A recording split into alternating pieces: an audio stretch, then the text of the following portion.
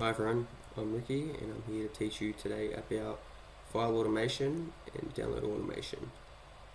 So the basics of this topic will cover getting a file from the client side to the server side in an automated way.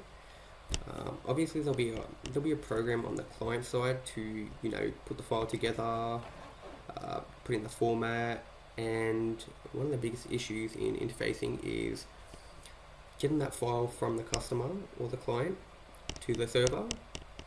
A lot of companies have strict policies and they don't want to go through SAST or DAS testing and integrity tests. So an email EDI is definitely a very smart way to go, and it more than likely will help you a lot. So to start off, this is a program I've built. This program is an automatic email EDI. So this program will it'll download emails and the attachments and place them in a specified folder. You can specify the refresh interval, how much storage consumption you want to dedicate to the files that are being downloaded, where you want the log file to go, absolutely everything. It's very customizable. So I'm just going to give you an example of what will happen. So here's my brother's email address. We'll send myself an email, which is also linked to the program. We'll put the subject as this. Here's a test email, and we'll just say attached is the order file, and we'll attach a file. Just attach that. There are also filters in the program, so if there's a certain format or file type you don't want to download, you can completely disregard that email. So we'll send that to my email. Sending. Okay, the email's been sent. That second. This is a folder I've specified the attachments to be downloaded to. It's just a directory within the debug folder of the program. So you can also customize that within the tool. If you go to the tool now, you'll see the refresh interval. It'll refresh when it gets to 100, or you can manually refresh. So I'm going to manually refresh it now.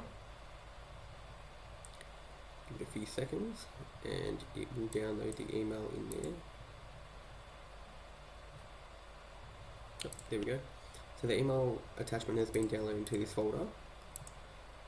Another useful thing about the tool is that it actually has trends of the EDI, so it'll put into a graph when the most files are received, when the most files are like the trending peaks, to tell you more about what time your customers are submitting files and stuff like that. As you can see, 9 AM is pretty much when everyone starts, so within the 9 AM bracket, got 143 EDI transactions.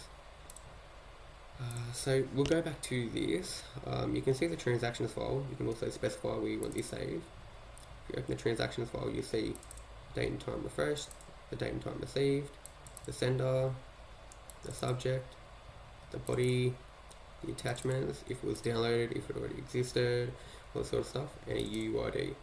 So if I go and refresh it again and try, it won't download this email again, because this UUID is stored within the system and it will not recursively download the same files over and over and over again. That's another way of saving, stopping memory consumption, all that sort of stuff. So that's pretty much it for this.